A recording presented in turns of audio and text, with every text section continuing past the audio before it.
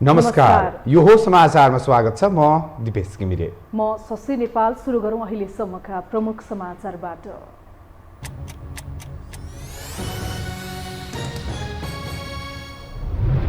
भोलि बस्ने प्रतिनिधि सभा बैठकको कार्यसूचीमा एमसीसी समावेश। अर्थमन्त्रीले सहायतामाथि छलफल गरियोस् भन्ने प्रस्ताव पेश गर्ने, त्यसअघि कार्यव्यवस्था समितिको बैठक बस्ने। प्रचण्ड र माधवले प्रधानमन्त्री देउवालाई एमसीसी पास गर्न वचन दिएको ओलीको दाबी। सम्झौताबारे एमाले जनताको हितमा आवश्यक निर्णय गर्ने देखियो। एमसीसीकै कारण सत्ता गठबन्धन टुट्न सक्ने प्रचण्डको भनाई। जोगाउने प्रयास भइरहेको जिकिर। केपी ओली फेरि सत्तामा आए नेपाललाई सिद्ध्याउने माधवको आरोप। आक्रमण सुरु भएको चौथो दिन पनि युक्रेनमा रुसको हमला जारी। युक्रेनी जनता र राष्ट्रपति डटेर सामना गर्दै आत्मसमर्पण गरे मात्र वार्तामा बस्ने रुसको भनाई। र ए डिभिजन लिग फुटबलको समापन उपाधि मच्छिन्द्रलाई। त्रिभुवन आर्मी दोस्रो स्थान हासिल गर्न सफल। एनआरटी तेस्रो हुँदा मनाङ 5औं स्थानमा।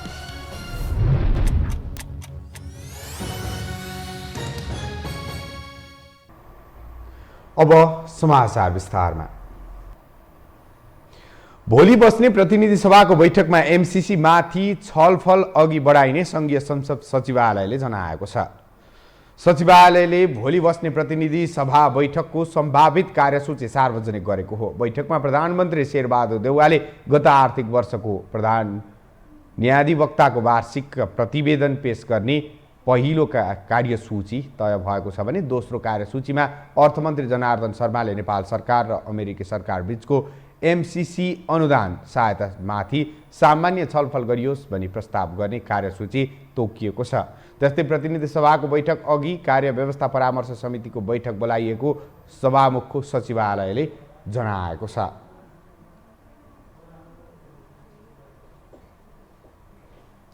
एमसीसी पास गर्न दिएको समय सीमा घर्किँदै जाँदा सदन भने अझै सर्दै आएको छ। जसरी पनि पास गराउने देउवाको प्रयास र विरोधमा देखिएको सत्ता घटककै कारण एमसीसी पनि अझ अनिश्चयको भोमरीमा धकिलिँदै गएको छ। एक रिपोर्ट। अमेरिकी सहयोग मिलेनियम च्यालेन्ज कर्पोरेसन एमसीसी सम्झौता अनुमोदन गर्न तोकिएको म्याद नजिकिँदै जाँदा संसदमा भने छलफलको वातावरण बन्न सकेको छैन। सत्ता घटककै विवादका बीच जसोतसो सम्झौता टेबल भए पनि देउवाले सभामुखबाट सैद्धान्तिक छलफलपछि स्वीकृतिका लागि संसदमा निर्णयार्थ पेश नहुने सुनिश्चितता खोजेका कारण संसद सर्दै आएको हो। संसदीय प्रक्रिया अनुसार टेबल भएको एमसीसीमा पहिला सैद्धान्तिक छलफल हुन्छ भने सो क्रममा सम्झौता प्रति उठेका प्रश्नमा अर्थमन्त्री वा सरकारका कुनै मन्त्रीले जवाब दिनेछन्। त्यसपछि सभामुखले सैद्धान्तिक स्वीकृतिका लागि निर्णयार्थ पेश गर्छन्। यसका लागि ध्वनि मतको प्रयोग गर्ने गरिएकोमा सत्ता घटककै माओवादी यसको पक्षमा नरहँदा अघि बढ्ने आँट देउवामा आएको छैन, जसले तोकिएको समयसीमा घर्किँदै गएको छ भने एमसीसी पनि प्रक्रियामा जान सकेको छैन। यद्यपि देउवाले दौडधुप भने कायम राखेका छन्। सत्ता हुँदा एउटा कुरा, सत्ता नहुँदा अर्को कुरा, सत्ता पाउँदा एउटा कुरा, नपाउँदा अर्को कुरा हामी गर्दैनौँ। त्यस हुनाले निर्णय उहाँहरूले गर्नुपर्छ। हामी स्पष्ट छौँ, योसँग सत्ता गठबन्धन हुने नहुने विषयसँग यो विषय जोडिनु हुँदैन। यसको स्वतन्त्र मूल्याङ्कन गरेर यसको गुण दोषको आधारमा निर्णय गर्ने हो नि। अब यो गरे चाहिँ यस्तो हुन्छ, त्यस कारण किन गर्दैछौ? अब यो बेठिक हो भने त चुनाव अगाडि नि बेठिक हो, चुनाव पछि नि बेठिक हो। चुनाव पछि चाहिँ यो राम्रो हुने, चुनाव अगाडि नराम्रो हुने हुन्छ। यो जुन खाले भ्रम पैदा गरिएको छ त्यो गर्नै हुँदैन थियो। शुक्रबार पनि संसद स्थगित भएपछि देउवासँग 3 दिन मात्र बाँकी छ। समयको यही पाबन्दीका कारण बिहिबार संसद नै स्थगित गरेर देउवाले छलफललाई अघि बढाएका थिए। फलत प्रतिपक्षी एमालेका अध्यक्ष केपी शर्मा ओलीसँग हदैसम्म लचक बनेर छलफल गरे भने यसैले माओवादी र एकीकृत समाजवादीमा हलचल्ने ल्याएको छ। तर झ्वाट्रै गठबन्धन नै छाडेर ओलीसँग मिल्न जाने आँट पनि देउवाले गरेका छैनन्। जुन कदम आफ्नो पदकै लागि घातक हुने तथा भोलि ओलीको इसारामा चल्नुपर्ने डरले समय रौन्जेल सत्ता गठबन्धनसँगै जाने विकल्प पनि देउवाले अघि बढाइरहेका छन्। यही परिस्थितिमा एकातर्फ मध्यमार्गी बाटोबाट जाउँ पनि भन्ने, अर्कोतर्फ विरोध पनि गर्ने सत्ता घटकका दलहरूको चरित्रले यसमा अझ जटिलता थपेको छ। कतिपयले तुरुन्त तुरुन्तै भत्काउनुपर्छ शर्त राखिरहेका छन्। शर्त कस्तो भन्दाखेरि आग्रहपूर्ण शर्त छ। सभामुखलाई सिद्ध्याउनुपर्छ, महाभियोग लगाएर मुन्ट्याएर निकाल्नुपर्छ।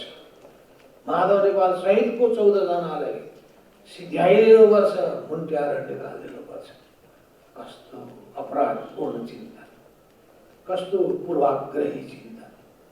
अनि यस्ता चिन्ता राख्ने मान्छेहरू पानी मुनि लुकेर बसेका छन् भने पनि सिद्ध्याउँछु भनेर खुवाउँछ। यस्ता खालका तत्त्वहरू नेपाली समाजमा राजनीतिमा कहाँबाट आए, गाडो भइदिए। यो गाडोको विरुद्धमा हातेमालो गर्दै प्रचण्डको दोधारे चरित्र त एमसीसी टेबलकै विषयमा पनि देखिएकै थियो। अहिले ओली देउवा मिलनको सङ्केत देखेपछि एमसीसी प्रति सकारात्मक हुन सक्ने असर पनि प्रचण्डले फालिरहेका छन्। यथास्थितिमा एमसीसी पारित गर्न नसकिने भए पनि सत्तारूढ गठबन्धन जोगाउनु पनि अहिलेको आवश्यकता रहेको माओवादीले निष्कर्ष निकालेको छ। यता देउवा भने कि एमसीसी कि गठबन्धन भन्ने अवस्थामा छन्, तर ओलीको माग पूरा गरे संसद पनि चल्ने र एमसीसी पनि पास हुने सुविधा हुँदा पनि देउवा प्रचण्ड माधव गलाउन सकिन्छ कि भन्नेमै देखिएका छन्। एमसीसी अनुमोदनको विषय सुनिश्चित हुन सकेको छैन भने संसद खोल्ने अवस्था पनि सिर्जना भएको छैन, जसले देशको राजनीति अझ गन्जागोल बन्दै गएको छ। यो हो टेलिभिजनका लागि कुलचन्द्र विष्ट, काठमाडौँ। नेकपा एमालेका अध्यक्ष केपी शर्मा ओलीले प्रचण्ड र माधव नेपालले एमसीसी संसदबाट पारित गराउन प्रधानमन्त्री शेरबहादुर देउवालाई वचन दिएको खुलासा गर्नुभएको छ।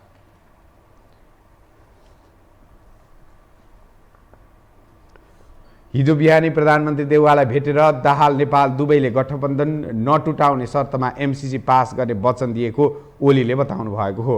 आज काठमाडौँमा आयोजित प्रगतिशील तथा पेशागत कानुन व्यवसायी सङ्गठन नेपालको दोस्रो राष्ट्रिय सम्मेलनमा बोल्दै उहाँले एमसीसी बारे काङ्ग्रेसले आफ्नो पार्टीसँग छलफल गरेपछि दाहाल नेपाल गठबन्धन टुट्ने डरले अत्तालिएको दावी समेत गर्नुभयो।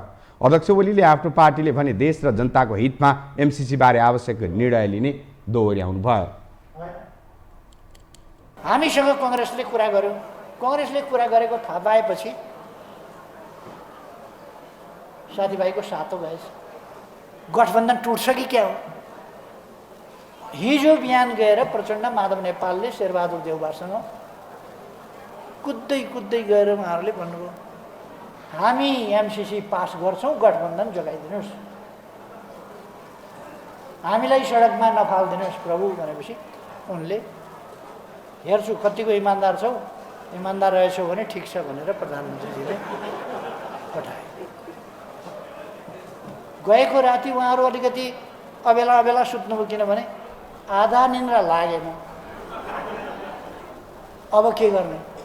आधा निन्द्रा लाग्यो, कमसेकम आज त बच्यो। नेकपा एमाले त्यसरी चल्दैन।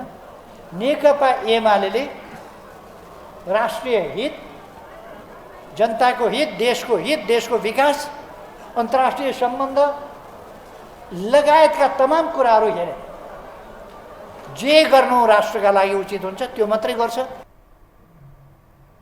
अध्यक्ष ओलीले जनप्रतिनिधिहरूलाई एमसीसी बारे आवश्यक निर्णय लिन आफूले प्रधानमन्त्री हुँदा सो प्रस्ताव संसदमा पेश गरेको पनि स्पष्ट पार्नुभयो। उहाँले सत्तारूढ गठबन्धनले निलम्बित प्रधान न्यायाधीश चोलेन्द्र शमशेर जबरा विरुद्ध लगाएको महाभियोग प्रस्ताव संसदमा निर्णयार्थ प्रस्तुत नहुने दावी समेत गर्नुभयो। चाहन्छु चोलेन्द्र शमशेर विरुद्धको महाभियोग कुनै पनि दिन निर्णयार्थ प्रस्तुत हुने छैन, संसदमा हुँदैन, निर्णयार्थ प्रस्तुत हुँदैन। ओलीले न्यायालय सत्तारूढ दलको सेटिङमा चलेको तर आफ्नो दलले सेटिङ गरेको भनेर झुट प्रचार भइरहेको गुनासो समेत गर्नुभयो।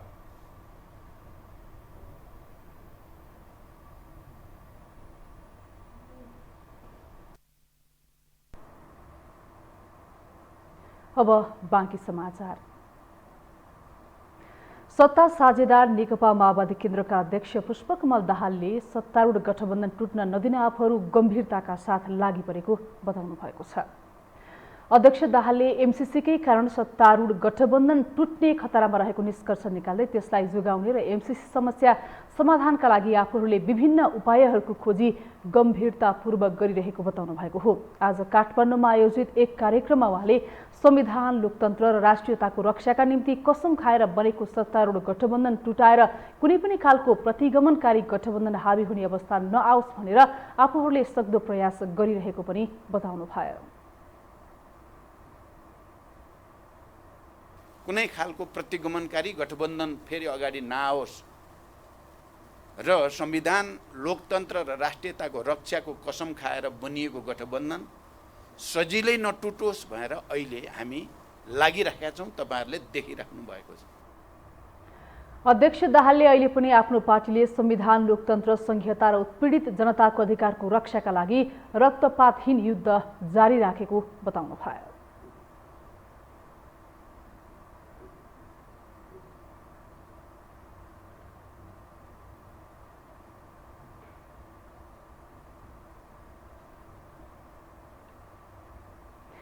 सत्तारूढ दल नेकपा एकीकृत समाजवादीका अध्यक्ष माधव कुमार नेपालले केपी ओली फेरि सत्तामा आए नेपाललाई सिद्ध्याउने गम्भीर आरोप लगाउनु भएको छ।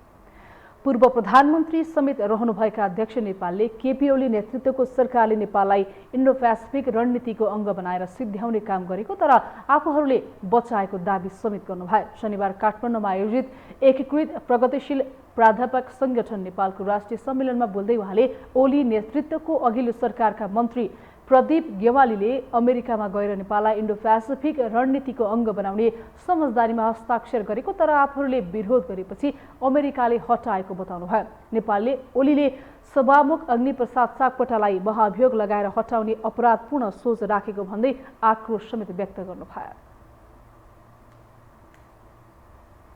कतिपयले तुरुन्तै भत्काउनुपर्छ शर्त राखिरहेका छन्। शर्त कस्तो भन्दाखेरि आग्रहपूर्ण शर्त छ।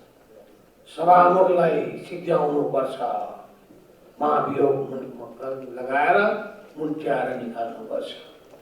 माधव नेपाल सहितको 14 जनालाई सिद्ध्याइदिनुपर्छ, मुन्ट्याएर निकालिदिनुपर्छ। कस्तो अपराधपूर्ण चिन्ता, कस्तो पूर्वाग्रही चिन्ता। अनि यस्ता चिन्ता राख्ने मान्छेहरू पानी मुनि लुकेर बसेका छन् भने पनि सिद्ध्याउँछु भन्ने खुवाउँछ। यस्ता खालका तत्त्वहरू नेपाली समाजमा, राजनीतिमा कहाँबाट आए गाडो गइदिए।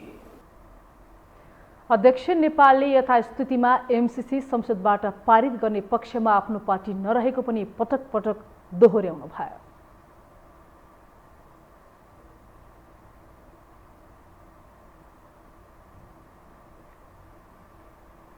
जनता समाजवादी पार्टीका संघीय परिषद अध्यक्ष डाक्टर बाबुराम भट्टराईले संसदबाट एमसीसी पारित गराउन साथ नदिने भए तत्काल सरकार छोड्न माओवादी केन्द्रका अध्यक्ष पुष्पकमल दाहाललाई आग्रह गर्नुभएको छ। पूर्व प्रधानमन्त्री समेत रहनुभएका अध्यक्ष भट्टराईले संसदबाट एमसीसी पास गर्ने बेला आफूहरू बाहिरिने भनेर लटरपटर कुरा नगर्न पनि दाहाललाई चेतावनी दिनुभयो। उहाँले एमसीसी सम्झौता संसदमा रहेको कुल सदस्य संख्याको स्पष्ट बहुमतबाट पारित गर्न साथ नदिए माओवादी केन्द्र सरकारबाट बाहिरिनु पर्ने र त्यसको ठाउँमा अर्को पार्टी आउने दाबी समेत गर्नुभयो। संसदको अहिलेको सङ्ख्या 275 हो, भले 271 सङ्ख्या छ। हामीले 275 को संसद मान्ने हो भने 275 को चाहिँ आधा भनेको 138 हुन्छ। 138 भन्दा माथि पुर्याएर नै यसलाई पास गर्नुपर्छ। त्योभन्दा तल लटरपट कर्मकाण्ड गरियो भने जनतामाथि धोका हुन्छ, त्यसो गर्न पाइँदैन। त्यसले मेरो विनम्र आग्रह छ, खास गरी मेरा पुराना मित्र प्रधानजीलाई, कि त तपाईँले यसलाई साथ दिनुहोस् र 138 पुर्याएर पारित गर्नुहोस्, र होइन भने तपाईँ सत्तामा पनि बस्ने, तहर पनि मार्ने, अनि चाहिँ बाहिर चाहिँ राष्ट्रवाद अनि भित्र चाहिँ राष्ट्रघात गर्न तपाईँले पाइँदैन। पहिलो विकल्प तपाईँले कि त साथ दिनुहोस्, तपाईँले साथ दिनुहोस्, तपाईँले साथ हो, होइन भने तपाईँ जानुहोस्, त्यसको ठाउँमा अर्को आउँछ। हामीले चाहिँ बहुमत पुर्याएर हामी पारित चाहिँ गर्छौँ। हाम्रो स्पष्ट धारणा यो छ, लटरपटकी कुरा पनि छैन। डाक्टर भट्टराईले नेपालले चीन, भारत र अमेरिका लगायतका सबै देशको सहयोग लिएर मुलुकको विकास, समृद्धि र दिगो शान्तिका लागि काम गर्नुपर्ने दोहोर्याउनु भयो। हामीसँग समाचार बाँकी नै छन्, अहिलेलाई विश्राम।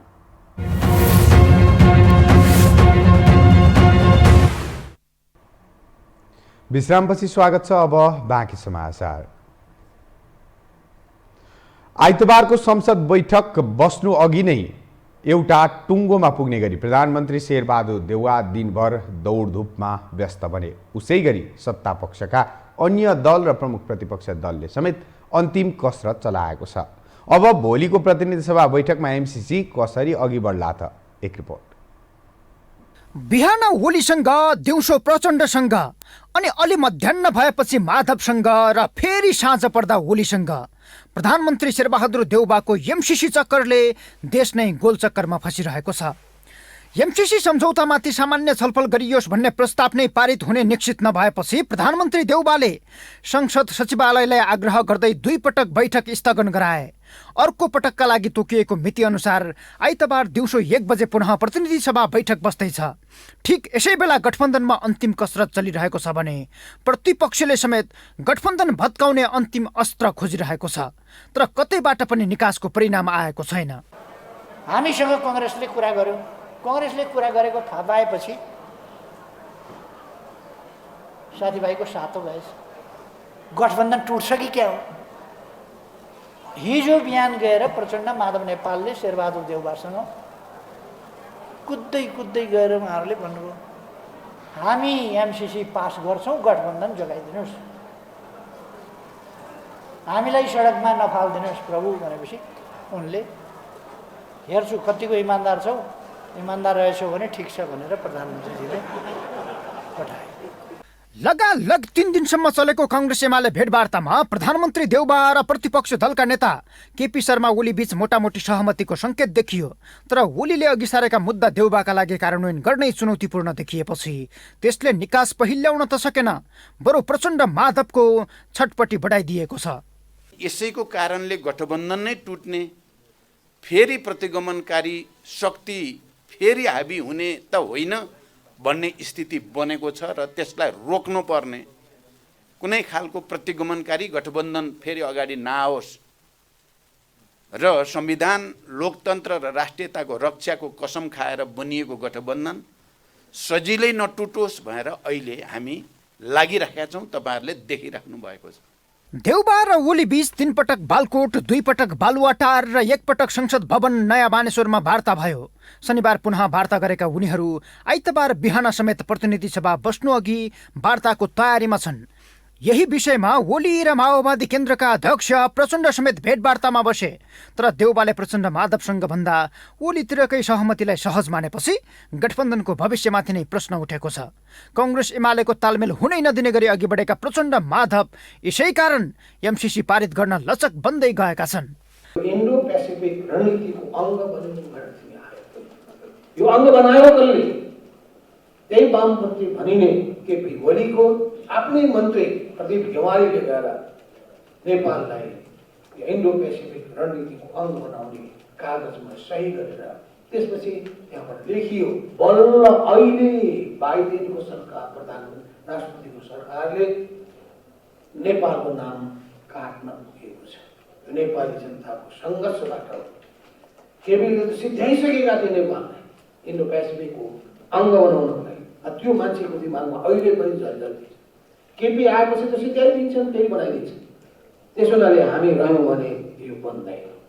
यसअघि एमसीसीको विपक्षमा मतदान गर्ने अडान राख्दै आएका माओवादी र एकीकृत समाजवादी सत्ता गठबन्धन जोगाउने शर्त सहित एमसीसीमा लचकता अपनाउने संकेत गरेका छन्। कदम कदाचित आफू सत्ताबाट हट्नु परे र ओली पुनः सत्तामा पुगे देशै सिद्ध्याइदिन्छन् भन्ने उनीहरूको अनुमान छ। देउवा पनि सकभर गठबन्धनबाटै एमसीसी पारित हुने सुनिश्चितता भए एमालेसँग झन्झट गर्न तयार छैनन्, तर यसैलाई अन्तिम अवसरका रूपमा लिएको एमालेले सरकार पनि चाहिँदैन, गठबन्धन भत्काएर आए मात्रै पुग्छ भन्ने सुविधा दिएपछि देउवा एमालेसँगै अघि बढ्ने संकेत देखिएको छ। जाली झेली प्रकारको षड्यन्त्र, जालजेलवाला जो राजनीति छ यसबाट मुक्त हुनु राम्रो छ। हाम्रो पार्टीलाई पनि नोक्सान गर्छ, राष्ट्रलाई त खतमै पार्छ। त्यस कारणले गर्दाखेरि यसबाट मुक्त हौँ भन्नेमा नेपाली काङ्ग्रेस पुगेको जस्तो महसुस भएको छ। त्यसो हुँदाखेरि फेरि हामी नयाँ कुनै गठबन्धन गर्दै छैनौँ। शेरबहादुरले चलाउनुहोस्, को त्यसमा सामेल हुन्छन् सरकारमा उनीहरू सामेल भएर जाउन्। हाम्रो पहिलो प्राथमिकता भनेको सरकार होइन, हामी सरकारमा जाने हाम्रो इच्छा छैन। अहिले यो राजनीति सङ्घियोस् भन्नेमा छौँ हामी। अमेरिकाले दिएको समयसीमा सोमबार सकिँदैछ। प्रधानमन्त्री देउबाले आइतबारकै संसद बैठकमा एमसिसीको छिनोफानो लगाउन दौडधुप चलाइरहेका छन्। यसका लागि भए गठबन्धन नभए प्रमुख प्रतिपक्षसँग मिलेर अघि बढ्ने देउबाको रोड म्याप छ। फलत कुनै घटना परिघटित नभए अबको केही घण्टामै यसको छिनोफानो लाग्ने निश्चित जस्तै छ। यो टेलिभिजनका लागि सन्तोष बिके थापा, काठमाडौँ। सत्तारूढ नेकपा एकीकृत समाजवादीका सम्मानित नेता झलनाथ खनालले यथास्थितिमा एमसिसी संसदबाट पारित नहुने पुनः दावी गर्नुभएको छ। पूर्व प्रधानमन्त्री समेत रहनुभएका खनालले सरकार छोड्ने विषयमा पार्टीभित्र कुनै छलफल नभएको पनि बताउनुभयो। शनिबार माओवादी केन्द्रका शीर्ष नेताहरूसँग छलफलपछि सञ्चारकर्मीहरूसँग कुरा गर्दै उहाँले एमसिसीको मुद्दा कसरी टुङ्गिन्छ, सरकार छोड्ने वा नछोड्ने भन्ने विषय पनि त्यसैमा निर्भर रहने बताउनुभयो। छोड्ने कुरा अहिले हामीले केही गरेका छैन। अब एमसिसीको मुद्दा कसरी टुङ्गिन्छ त्यसले धेरै कुराहरू निर्णय गर्छ। त्यसो हुनाले एमसिसीको मुद्दा अहिले पनि जारी छ। त्यो मुद्दाको बारेमा कुन ढङ्गले राष्ट्र निष्कर्षमा पुग्छ अथवा संसद निष्कर्षमा पुग्छ त्यसले धेरै पार्टीहरूलाई विभिन्न ढङ्गले सोच्न त्यसले चाहिँ एउटा नयाँ ग्राउन्ड दिनेछ। खनालले राष्ट्रिय हित अनुकूल हुने गरी एमसिसी सम्झौता परिमार्जन भए मात्र आफूहरूले त्यसलाई सदनबाट पारित गराउन साथ दिन सक्ने स्पष्ट पार्नुभयो।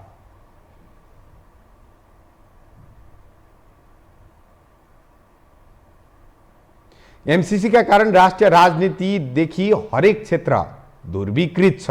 राष्ट्रियता जोगाउनकै लागि भन्दै समाजको ठूलो हिस्सा एमसिसीको सम्झौताको विपक्षमा उभिएको छ। तर सरकार भने जसरी पनि यो सम्झौता पास गर्न कम्बर कसेर लागेको छ। एक रिपोर्ट।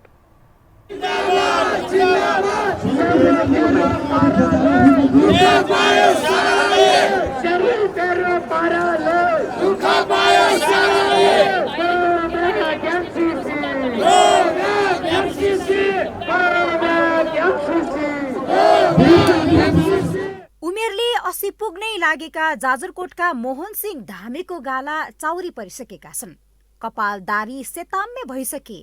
तर मुलुकको मायाले आफू वृद्ध छु, भिडभाडमा गाह्रो हुन्छ, झडप भइहाले भाग्न सक्दिन होला, घाइते भए वा चोटपटक लागे के गर्ने भन्ने सोच नै भएनन्। एमसिसी पास भए मुलुक बर्बाद हुने, अरूको अधीनमा बस्नुपर्ने सुनेपछि एमसिसीको विरोधमा सडकमा आए। उनी भन्दै थिए बरु एक छाक भोको बस्छौं तर अरूको अधीनमा बस्न सकिँदैन। देश तहस नहस हुन्छ, कानुनले काम गर्दैन, अमेरिकाको कानुन हाबी हुन्छ, हाम्रो देशको कानुनले काम गर्दैन, देश उसको मन पनि हुन्छ। त्यो भए हुनाले एमसिसी खारिज गर्नुपर्छ। हामीलाई त्यो पैसा पनि चाहिँदैन, हामी आफ्नै खुट्टामा उभिएर आफ्नै पैसाले आफ्नै विकास गरेर खान्छौँ। बरु एक दिन नखाने, एक छाक नखाएर पनि हामी नेपाली बाँच्न सक्छौँ। एमसिसी कुनै किसिमले चाहिँदैन। देशको लागि मैले झन्डा ल्याएको थियो, नेपालको झन्डाको लागि आएको, देश बचाउनको लागि आएको, देशको नागरिकको हैसियतले आएको, कुनै पार्टी साथी यसो होइन। रामेछापका धनबहादुर तामाङ पेसाले किसान हुन्। उनले पनि आफैले एमसिसी के हो पढेका छैनन्। साधारण लेख पढ भएका उनलाई एमसिसी उच्चारण गर्न समेत कठिन छ। तर पनि सडक विरोधमा आए। आखिर किन आए त धनबहादुर एमसिसी विरुद्ध सडक सङ्घर्षमा? भोलि चाहिने रिस आएर चाहिँ हाने भने को चाहिँ के हुन्छ भन्दाखेरि नेपालको जनता मर्छ। त्यो नेपालको जनता मर्छ भनेर चाहिँ अहिले चाहिँ पास नगरोस् भन्ने चाहिँ मेरो धारणा हो। मैले पढेको छैन, मैले सुनेको खबर सुनेको मात्रै हो। यो मैले टिभीमा अथवा सञ्चारबाट सुन्दै नाम चाहिँ एमसिसी रात घाट छ अथवा यहाँ सम्झौतामा चाहिँ अब नेपालको कानुनभित्र चाहिँ नभएको छ। नेपालको कानुनभित्र हुनु पऱ्यो नि, होइन? ऊ काम गर्नेहरू उसको आओस्, केही छैन, तर सेना नआओस् भनेको चाहिँ मेरो धारणा। एमसिसी बारे राजनीतिक दल, विद्वान वर्ग, जानकारहरूदेखि सामान्य मजदुर वर्गसम्म प्रभाव परेको छ। सिङ्गो समाज एमसिसी बारे पक्षीय र विपक्षीयमा विभाजित छ। स्वार्थका आधारमा पक्षीय विपक्षी बनेको आरोप समेत लाग्ने गरेको छ। तर सर्वसाधारण भने कुनै स्वार्थका लागि नभई मुलुक र राष्ट्रियताका लागि सडकमा आएका छन्। यसले राष्ट्रिय स्वाधीनताका लागि सर्वसाधारण कति सचेत छन् भन्ने प्रश्न आएको कतिपयको बुझाइ छ। यो घर घरमा पुग्यो, यो विभाजित बन्यो, यो जनमत विभाजित भयो, यो ठिकै पनि भएको छ। कमसेकम नेपाली जनता देश र जनताको लागि राष्ट्रको लागि चाहिँ नि राष्ट्रिय स्वाधीनताको लागि अलि सचेत भएछन् है भन्ने खालको एउटा इन्डिकेसन पनि हो। एमसीसी सम्झौता अनुमोदन गर्ने मिति नजिकिँदैछ। एमसीसी विवादबारे न त सदनमा छलफलको वातावरण बनेको छ, न त हरेक दिन उग्र बन्दै गएको सडक सङ्घर्षको निकास नै खोज्न सकेको छ। शीर्ष नेतृत्व अझै पनि एमसीसीलाई राजनीतिक लाभको दाउपेच बनाइराखेका छन्, जसले राष्ट्रिय राजनीतिक समीकरण नै फेरबदल ल्याउने सम्भावना बढेको छ। यो हो टेलिभिजनका लागि क्यामेरामा सिर श्रेष्ठका साथमा निम्लेकी शेर्पा, काठमाडौँ। अब बाँकी समाचार। कलाकार समाजको ऐना हो। कलाकारले समाजको यथार्थ चित्रण बोल्दैनन् मात्रै, समाजलाई बाटो देखाउने काम पनि गर्छन्। तर अहिले कलाकारकै कारण कलाकारिता मात्रै होइन, सिङ्गो समाज नै बदनाम हुने गतिविधि भइरहेका छन्। एक रिपोर्ट। पछिल्लो समय नेपाली कला क्षेत्रमा अभिनेता पल शाह र गायिका समीक्षा अधिकारीको विवाद चर्चामा छ। अभिनेता शाहले पहिले प्रेम, त्यसपछि शारीरिक सम्पर्क हुँदै सम्बन्ध टुक्र्याउने तहमा पुगेपछि 17 वर्षीय गायिका अधिकारीले नाबालिकामाथि जबरजस्ती करणी गरेको आरोपमा मुद्दा हालेकी छिन्। अब यो विषय अदालतमा पुगेको छ भने अहिलेसम्म फरार नै रहेका अभिनेता शाह प्रहरीको मस्ट वान्टेड जस्तै छन्। तर स्रोतका अनुसार उनी भूमिगत शैलीमै कानुन विज्ञहरूसँग सरसल्लाह र परामर्श लिइरहेको बुझिन आएको छ। 18 वर्ष मुनिको हकमा चाहिँ फेरि के छ भने त्यसमा चाहिँ यो शारीरिक सम्बन्ध भएको हो भन्ने कुरा प्रमाणित भइसक्दा स्वतः त्यो चाहिँ फेरि स्ट्याट्युटरी रेप भन्छ। कानुनले नि रेप भएको भन्ने घोषणा गर्ने हो होइन। यसमा चाहिँ सम्बन्ध भएको हो वा होइन भन्ने कुरा मात्रै हेरिन्छ। त्यहाँ सहमति थियो वा थिएन, अथवा तिनै महिलाकै कारणले भएको वा होइन, उनैले फलोअप गरेर गरेको हो कि होइन, उनकै जोडबलले गरेको हो कि होइन, यी सब कुरा केही पनि हेरिँदैन। त्यहाँ चाहिँ विषय पल र समीक्षाको मात्रै हो। यसमा कानुन अनुसार दोषीले सजाय पाउँछ नै। तर बेला बेला नेपाली कलाकारिता क्षेत्रमा तहल्का पिटेरै आउने यस्ता काण्डले कलाकै बदनाम भइरहेको छ। त्यो त कलाकारले गर्नै पर्छ। त्यो ख्याल गर्ने भने कला त्यो कलाकारै होइन भन्छु म त। किनकि आफ्नो इज्जतमा बसेर आफ्नो उसमा किन हामीले त ऐना हौँ, समाजको ऐना हौँ हामी त। उहाँहरूले छर्लङ देखाउनुपर्छ। हामी नै बिग्रियो भने त समाजले हामीले के देखाउने होइन। त्यो चाहिँ कलाकार भने हुनुपर्छ। हामी त्यो कलाकार भएन भने म त्यो कलाकारलाई मान्दिनँ है। तर जुन अहिले माहौल जुन अहिले सुनेको त्यो चाहिँ अब नमजा लागेको छ। नेपालको पहिलो अभिनेत्री हुन् भुवन चन्द। पछिल्लो समय सार्वजनिक पल समीक्षा प्रकरणले सिनेमा क्षेत्रलाई नै लज्जित बनाएको उनी बताउँछिन्। जो इमान र आफ्नो पेसाको मर्म बोकेर हिँड्न सक्दैन उनीहरूलाई कलाकार नै नमान्ने उनको भनाइ छ। पल समीक्षा मध्ये कुनै एक दोषी हुन् भने कारबाही हुनु पर्यो, तर मिडियामा उचालेर बदनाम गराउन नहुने उनी बताउँछिन्। वातावरण जुन फिल्म इन्डस्ट्री नै अलिकति नराम्रो, त्यसमा इन्डस्ट्रीमै नराम्रो धक्का पर्छ। यसो गर्दाखेरि कलाकार अवश्य त फिल्म इन्डस्ट्री बल्ल बल्ल भर्खर उकासिँदैछ। अब त्यसो यस्तो आइरहेछ भन्ने कुरा त मैले सुनेको अब मैले पर्सनल कुरा मैले इन्टरफियर गर्न नै हुन्न। तर त्यस्तो रहेछ भने चाहिँ केही गरेर भागीदारी छ उसको छ भने चाहिँ त्यसले त्यसको पनिसमेन्ट पाउनै पर्छ। तर होइन रहेछ भने यस्तो बदनाम गर्नुहुन्न कुनै पनि कलाकारलाई या मिडियाले पनि है। कलाकारिता समाजको ऐना हो। समाजको यथार्थ देखाउने र सही बाटोमा डोर्याउने काम पनि कलाकारबाट हुने भएपछि राष्ट्रको गहना पनि भनियो। तर कहिले निर्माताबाट, कहिले निर्देशकबाट, कहिले अभिनेता त कहिले सहकर्मीबाटै नायिका गायिकाहरू पीडित बन्ने गरेका छन्। हिजोको सम्मान आजका कलाकारले गुमाएका छन्। सिनेमा क्षेत्रसँग सम्बन्धित भइरहेका दर्जनौं संघ संस्थाहरू यस्ता विकृति रोक्न न हिजोका दिनमा कुनै कदम चाले, न छताछुल्ल पल समीक्षाको समस्याको समाधानतर्फ उन्मुख देखिए। यी र यस्ता काण्डले स्वयं कलाकारको मात्रै होइन कि नेपाली सिनेमा क्षेत्र नै बदनाम भइरहेको छ। त्यसको प्रत्यक्ष असर समाजमा परेको छ। यो काण्ड जति लम्बिँदै जान्छ यसले सिङ्गो क्षेत्र मात्रै होइन, ओज र सम्मान बोकेर बसेका अग्रज कलाकारहरूलाई समेत आफू कलाकार हुँ भन्न हिचकिचाउने अवस्था निम्त्याएको छ। यो हो टेलिभिजनका लागि सन्तोष बिके थापा, काठमाडौँ। पछिल्लो 24 घण्टामा नेपालमा थप 155 जनामा कोरोना भाइरस संक्रमण पुष्टि भएको छ। 2239 पीसीआर परीक्षणमा 101 जना र 913 एन्टिजेन परीक्षणमा 54 जना गरी 155 जनामा संक्रमण पुष्टि भएको स्वास्थ्य तथा जनसङ्ख्या मन्त्रालयले जनाएको छ। कोरोना संक्रमणका कारण पछिल्लो 24 घण्टामा 2 जनाको मृत्यु भएको छ। त्यस्तै 540 जना संक्रमण मुक्त भएका छन्।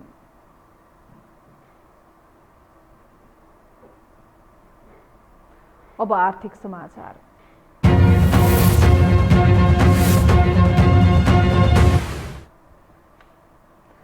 सरकारको खर्च गर्ने शैली परिवर्तन नहुँदा विकास खर्चमा देखिएको सङ्कटले समग्र अर्थतन्त्रमा प्रभाव परिरहेको छ। तर पुँजीगत खर्चलाई प्रभावकारी बनाउने मामिलामा सरकारलाई कुनै चासो नै छैन।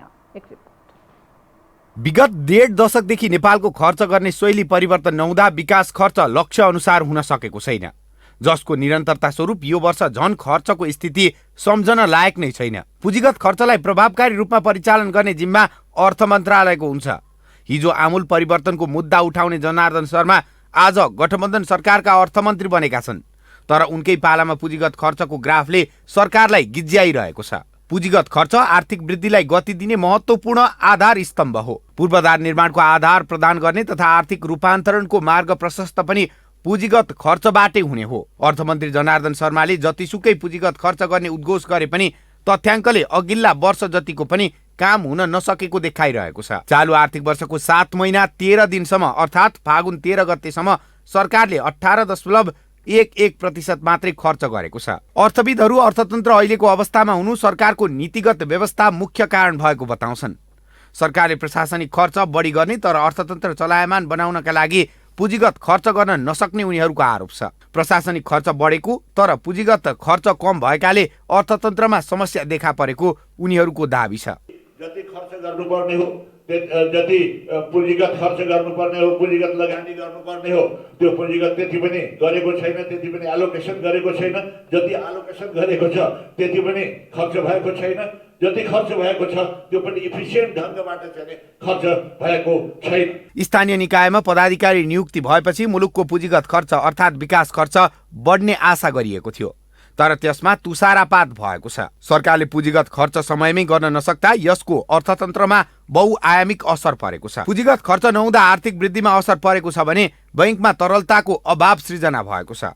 अर्थतन्त्रका कतिपय सूचक ओह्रालो लागिरहेका छन्। हामीलाई डर के छ भने by the end of this fiscal year कहीँ नेपाल पनि डबल डिजिट इन्फ्लेसनको मारमा पर्छ कि भन्ने पनि सम्भावना पनि यसलाई नकार्न चाहिँ नि सकिँदैन। एउटा झन् मोमेन्टम लिएर खर्च गर्नुपर्ने ठाउँमा चाहिँ नि तपाईँको चाहिँ नि त्यहाँ एक प्रकारको अवरोधपूर्ण चाहिँ नि स्थिति भयो र त्यो हुँदै गर्दाखेरि यद्यपि चाहिँ नि जस्तो पुँजीगत खर्चलाई चाहिँ महिनाको 10%ले त्यसपछि आएर पुष्प शान्तसम्म कति गर्ने भनेर त के क्रेडिबिलिटी प्रब्लम पनि आयो भन्ने स्टेटमेन्ट दिने, तर कङ्क्रिटली त्यसलाई त्यो जुन किसिमको लक्ष्य छ त्यसलाई कसरी परिपूर्ति गर्ने भन्नेतिर पनि जुन किसिमको पर्याप्त गृह कार्य हुनुपर्थ्यो त्यो पनि भएन। त्यसमा हुनाले one of the problems that we see सबभन्दा चाहिँ नि एउटा जडको रूपमा चाहिँ के आयो भने बजेट र त्यसमा पनि अझ पुँजीगत खर्च अहिले 16-17% भन्दा यो बेलामा त्यो विडम्बनाले भन्नुपर्छ कि हिजोको तपाईँको कोभिडको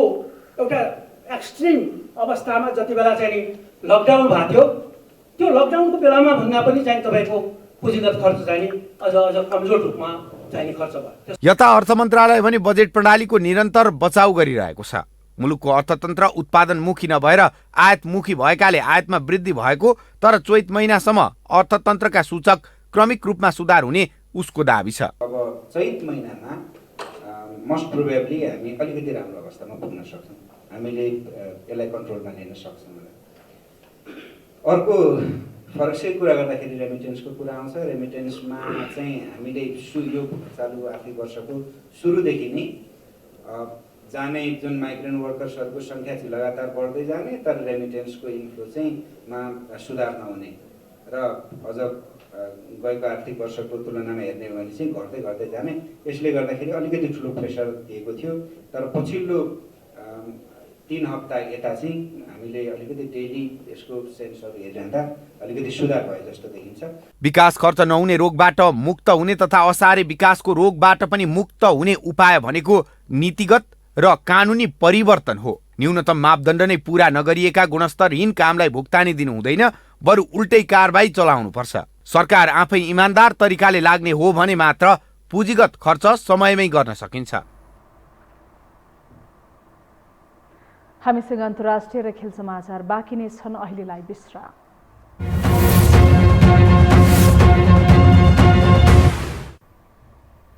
विश्रामपछि स्वागत छ। अब पालो अन्तर्राष्ट्रिय समाचारको।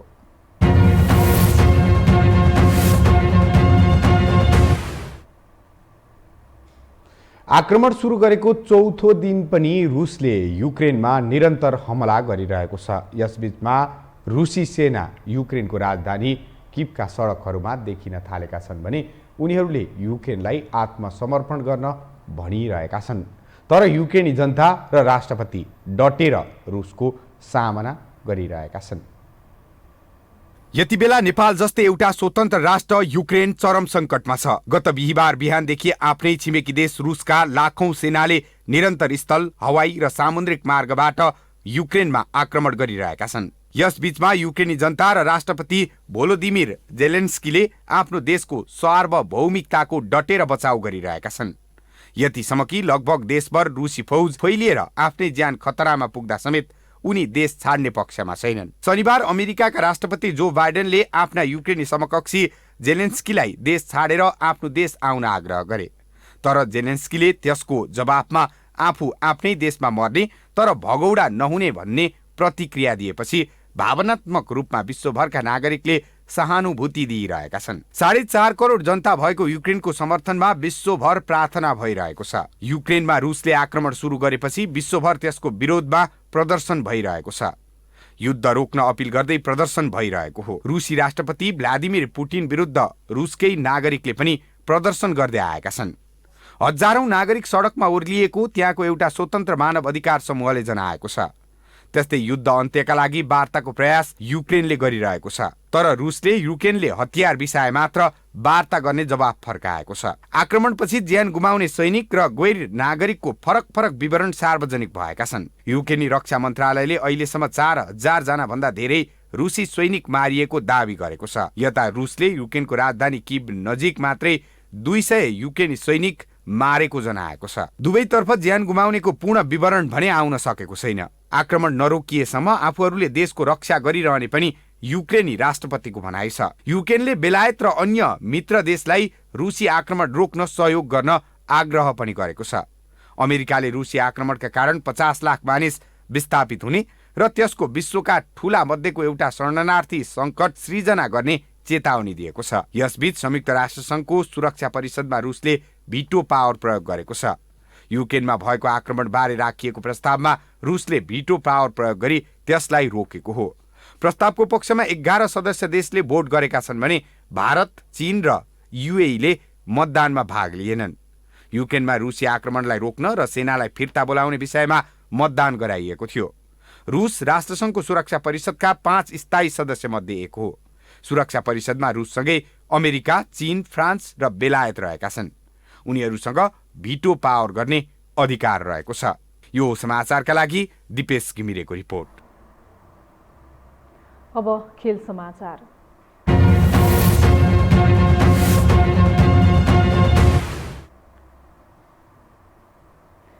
त्रिभुवन आर्मी क्लबले ए डिभिजन लिग फुटबलमा दोस्रो स्थान हासिल गरेको छ। आफ्नो अन्तिम खेलमा आज मनाङ मर्साङदी क्लबसँग 1-1 गोलको बराबरी खेलेपछि आर्मीले दोस्रो स्थान हासिल गरेको हो। यस बराबरीसँगै आर्मीले 13 खेलमा 23 अङ्क जोड्यो भने लिगको उपविजेता बन्यो। लिगको उपाधि यसअघि नै मच्छिन्द्र फुटबल क्लबले जितेको छ। यस्तै एनआरटी तेस्रो हुँदा मनाङ 5औं स्थानमा परेको छ।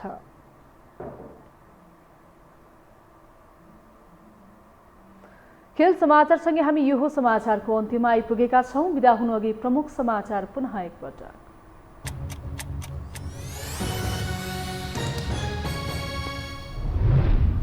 भोलि बस्ने प्रतिनिधि सभाको बैठकको कार्यसूचीमा एमसीसी समावेश। अर्थमन्त्रीले सहायतामाथि छलफल गरियोस् भन्ने प्रस्ताव पेश गर्ने, त्यसअघि कार्यव्यवस्था समितिको बैठक बस्ने। प्रचण्ड र माधवले प्रधानमन्त्री देउवालाई एमसीसी पास गर्ने वचन दिएको ओलीको दाबी। सम्झौताबारे एमाले जनताको हितमा आवश्यक निर्णय लिने जिकिर। एमसीसीकै कारण सत्ता गठबन्धन टुट्न सक्ने प्रचण्डको भनाई। जोगाउने प्रयास भइरहेको जिकिर। केपी ओली फेरि सत्तामा आए नेपाललाई सिध्याउने माधवको आरोप। आक्रमण सुरु भएको चौथो दिन पनि युक्रेनमा रुसको हमला जारी। युक्रेनी जनता र राष्ट्रपति डटेर सामना गर्दै आत्मसमर्पण गरे मात्रै वार्तामा बस्ने रुसको भनाइ। र ए डिभिजन लिग फुटबलको समापन उपाधि मच्छिन्द्रलाई। त्रिभुवन आर्मी दोस्रो स्थान हासिल गर्न सफल। एनआरटी तेस्रो हुँदा मनाङ 5औं स्थानमा।